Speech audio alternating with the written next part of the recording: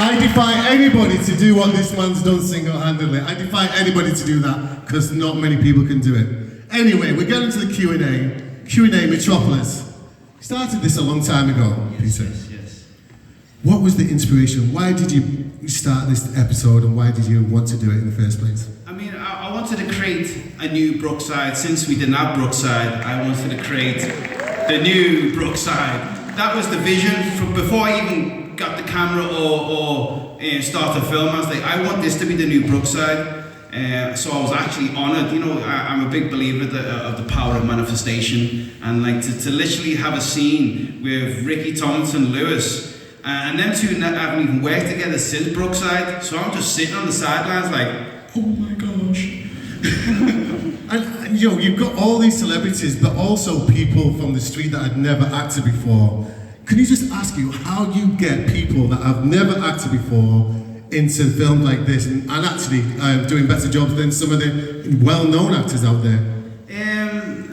I don't know, like you seen in that last scene, you know, got my brother Carl, you know, my brother Mark, Carl, my brother, you know, that's when we first ever met. These guys are not actors.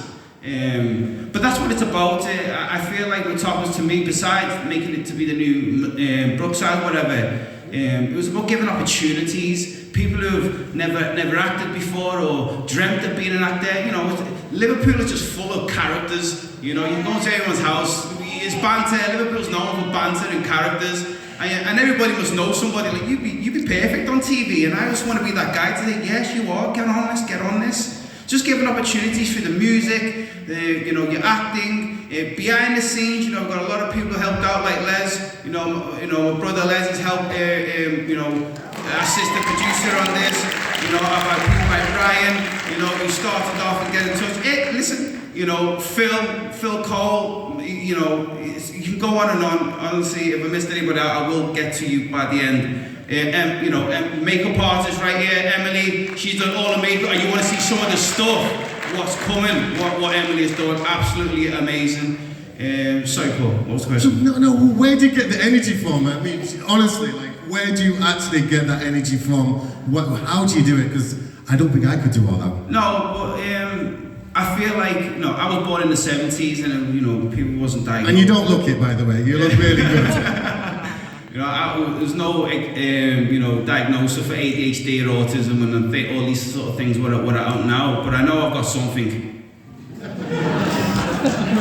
But I use that something wisely. You know, I don't think of like ADHD like it's an illness or whatever. I just feel if you channel it right, you can get the best out of it. Where my mind does not stop. I'm hyperactive, and I just use that energy to do whatever I'm put here to do. I always say, Paul, it's two important parts in a person's life. It's when you're born and when you realise what you're born to do.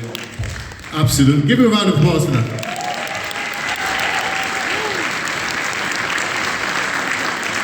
You absolutely deserve this. This is phenomenal. Even to get all these people here today is absolutely amazing as well. So obviously, this has been hard work for yourself. What's been the most challenging bit of Metropolis? The most hardest part is getting people together. Getting people together is tough, and you know it's time, and you know, because this was self-funded. This was, you know, every spare time get people together. You know, I feel like one of the hardest things literally is directing people who have never acted before.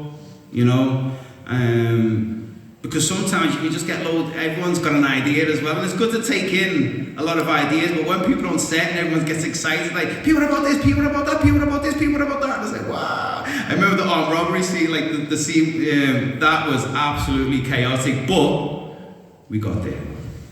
I've known you for a very long time, yeah? So I know the struggle that you've been through from your childhood to now where you are today. How much has that influenced you on this film today? I've always been a storyteller. Even, you know, I've always told stories. I always explain myself in a story, you know, and that's how I am as a father as well. You know, I don't tell my kids, like, you've got to do this. I'm like, well, let's go into a story, why and what could happen. You know, I've always been a storyteller. So once I grabbed the camera, it was like a match made in heaven. But your childhood though, and growing up, because obviously you've been through the hills of, you know, ghetto life or talk stuff life to where you are now. You've seen both sides of the coin, and I can see this evidently in this film. So, what was the most memorable scene in this for you, as regards to, you know, your life that you've kind of had, and that really resonates with you and your personality? I think all scenes, every single character and the scenario is a part of me. Every person is a part of me within that. You know, it's all under hidden texts of emotions and feelings and my point of views and my feelings and banter, and I think every single person and all the scenes has got a place in my heart, you know, even from the beginning when it first started, like, you know, it's like, your dad still got it. That's me. And you taught yourself how to film, direct. Mm-hmm. Over how many years have you been doing that, and to bring this absolutely amazing film together? Sorry, go again, Paul. So you've actually taught yourself to direct, you've taught yourself to film, you've taught yourself to get all these people together, to write scripts. How have you done that? What is the most important thing that drives you to do all this? To create the scripts. Yeah, because you create so many different scripts, don't you? You know, how do you do that? How do you put everything together? How do you have so much determination, motivation to bring all these people together? I mean, the scripts, you know, first of all, you know, you got your story, you know, whoever you're trying to create within the character, like say for instance, you know, Tomo, the character, I mean, as I said previously, every single character has got a part of me inside, you know, part of me within that character. So I'm lost with the question here, Paul. It's alright, we're going. Yeah. And we'll get some Q&As from the audience, and if anyone's got any Q&As, we'd love to hear from you as well. Actually, we'll get some now. Yeah.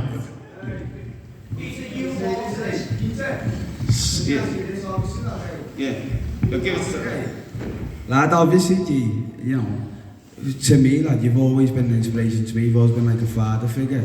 But, like, you're always a person giving me advice. I'm saying to you, there's a time where people need to give you flowers. Watching that, lad, it's inspirational, mate, and it's fucking belter, lad, honestly. Thank you, my brother. Thank you. Anybody's got any questions?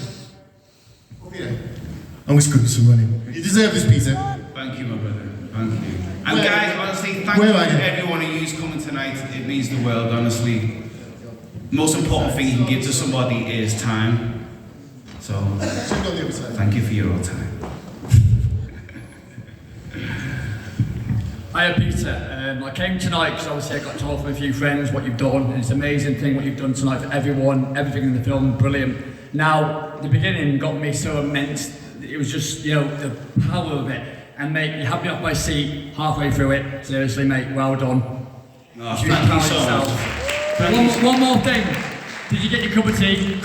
Sorry, what's that? Did you get your cup of tea? No, I didn't even get the brew, no. I didn't get the brew. You know, you need the brew in it. I mean, like, one piece of advice my mum always gave me is like, whatever you're going through, always have a brew. A brew will sort it all out. And when you have a brew, it just settles everything down, you can think clearly. So that's why I put the brew in there. You know, we always love it. It's a scout thing. Right, Peter. I'm up here, up the top end. Alright, mate. Right, no, not that way, Peter. Up here. Sorry, here you straight go. Up here.